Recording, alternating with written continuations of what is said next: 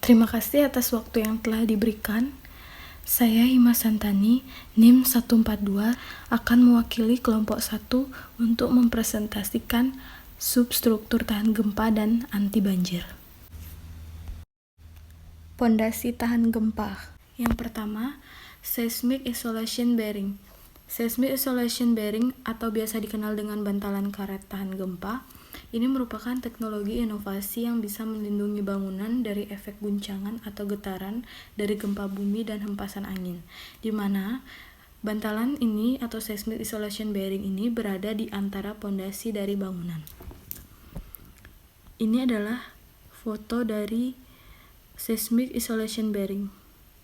Teknologi ini memisahkan struktur pondasi dari tanah dan memberi redaman, di mana teknologi ini bisa mengurangi kekuatan goncangan atau getaran gempa dan perpindahan pondasi maupun struktur dari bangunannya itu berkisar 75%.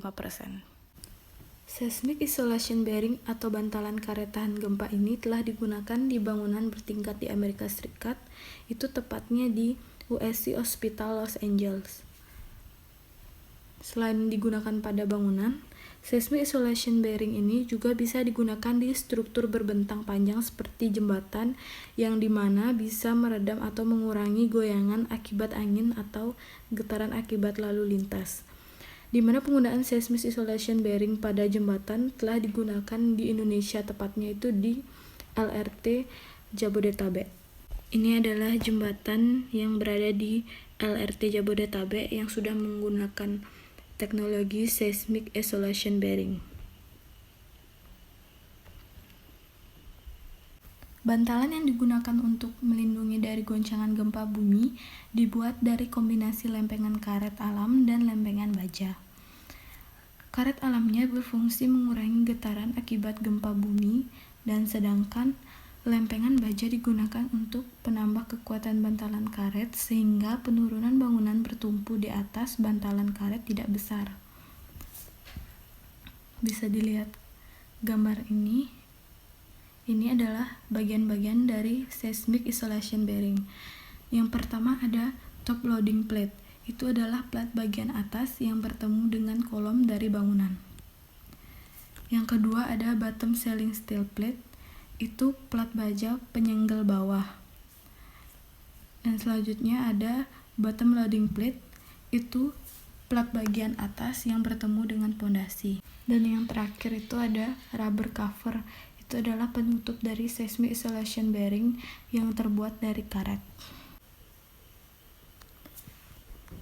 Ini adalah dua contoh gambar bangunan yang tidak menggunakan teknologi seismic isolation bearing dan yang sudah menggunakan teknologi seismic isolation bearing. Bisa dilihat di gambar yang pertama, itu adalah contoh gambar bangunan yang tidak menggunakan teknologi seismic isolation bearing. Di pada gambar itu terdapat garis titik-titik yang condong ke kiri. Nah, itu artinya efek dari getaran gempa bumi, di mana akan mengakibatkan kerusakan pada bangunan baik interior maupun eksteriornya. Akibat kecilnya itu berupa retakan pada bangunan, sedangkan akibat besarnya itu menghancurkan atau meratakan bangunan rata dengan tanah. Dan di gambar yang kedua itu adalah contoh gambar bangunan yang telah menggunakan teknologi seismic isolation bearing. Bisa dilihat pada gambar itu terdapat garis titik-titik yang tetap tegak seperti bangunannya, yang artinya bangunan tersebut tetap stabil walaupun terkena getaran dari gempa bumi. Yang kedua adalah spring damper. Pondasi ini atau yang disebut spring damper dibuat dengan menggunakan pegas atau spring pada landas pondasi model cakar ayam. Pegas atau spring dipasang di 4 sisi pada setiap landas pondasi dengan bingkai pengikat. Nah, pada saat gempa itu terjadi pegas, ini akan menyerap gempa yang bergerak vertikal atau horizontal. Maka dari itu model spring damper dapat mengurangi kerusakan infrastruktur bangunan akibat gempa. Ini adalah gambar dari spring damper. Pondasi anti banjir. Untuk bangunan anti banjir, solusinya adalah pondasi arc modulam. Alternatif anti banjir ini dapat diwujudkan melalui konsep arsitektur amfibi. Arsitektur amfibi adalah arsitektur yang dirancang memperhatikan adanya banjir. Strukturnya direncanakan dapat mengapung pada saat banjir mengikuti ketinggian muka air banjir, dan dapat kembali lagi menapak atau berpijak pada landasan yang telah direncanakan pada tanah ketika air banjir menghilang. Ini adalah posisi bangunan pada saat kemarau atau banjir tidak datang. Bangunan ini masih berpijak pada tanah. Dan yang ini adalah posisi bangunan pada saat penghujan atau banjir datang. Bangunan ini akan naik dan mengapung seperti pada digambar. Pondasi ark modulam adalah salah satu alternatif modul konstruksi dan tiang utama dari rumah amfibi. Bila lahan tak berair, pondasi rumah akan berpijak pada tanah. Namun, bila lahan berair, pondasi rumah akan mengapung. Ini adalah gambar dari pondasi ark modulam. Jadi di dalamnya itu terdapat sejumlah drum plastik sebagai bahan apung agar pada saat banjir datang, bangunan dapat mengapung ke atas. Untuk dapat mengapung saat berair atau banjir diperlukan bahan konstruksi apung pada pondasinya.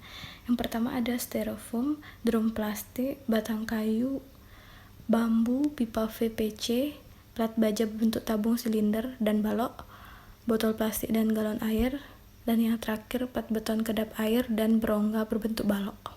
Dari 7 bahan apung di atas, drum plastik dinilai paling efisien digunakan sebagai bahan apung untuk arsitektur amfibi tergolong arsitektur sederhana seperti rumah tinggal. Pondasi ark modulam ini terdiri dari 3 komposisi struktur. Yang pertama, ini ada konstruksi tiang penggerak vertikal. Ini fungsinya itu sebagai pengikat agar konstruksi apung tidak bergerak secara horizontal, namun tetap bergerak stabil secara vertikal. Dan tinggi tiang ini adalah 400 cm dan jarak antar tiangnya itu 40 cm. Selanjutnya yang kedua ini ada konstruksi apung. Itu fungsinya adalah untuk mengangkat bangunan agar mengapung ke atas pada saat banjir datang. Konstruksi apung ini yang digunakan adalah drum plastik yang dirakit secara berdiri, yang panjangnya dan lebarnya itu 165 cm dan tinggi rangkanya ini adalah 109,5 cm. Selanjutnya adalah konstruksi tumpuan atau landasan. Yang ini fungsinya adalah untuk sebagai pijakan pondasi rumah pada saat lahan tidak berair. Ini adalah semacam menara mini yang berukuran panjang dan lebarnya itu 165 cm dan tingginya itu 70 cm. Seperti ini jika pondasi ark modulam diaplikasikan pada bangunan. Pada tiang utama konstruksi apung itu dihubungkan dengan balok ke konstruksi tiang penggerak vertikal. Hal ini dimaksudkan agar konstruksi apung bergerak stabil secara vertikal dan juga sebagai pengikat agar konstruksi apung stabil tak bergerak secara horizontal. Dalam pelaksanaannya, tiang-tiang konstruksi landasan dan konstruksi tiang penggerak vertikal itu ditancapkan pada tanah. Tonggak vertikal ini juga dipancang dengan kedalaman yang memperhatikan kondisi tanah. Dan juga di sini itu terdapat semacam menara mini sebagai pijakan pondasi rumah pada saat lahan tidak berair. Sekian materi yang dapat saya sampaikan dari kelompok 1 mengenai substruktur tahan gempa dan anti banjir. Mohon maaf jika ada materi dari kelompok 1 yang kurang jelas. Ini ada beberapa link yang bisa kalian buka mengenai materi yang saya sampaikan tadi. Semoga bermanfaat bagi kalian semua. Terima kasih banyak kalian sudah menonton video presentasi ini, dan mohon maaf jika ada salah kata atau ucapan yang kurang berkenan bagi kalian semua. Akhir kata saya ucapkan sekian dan terima kasih.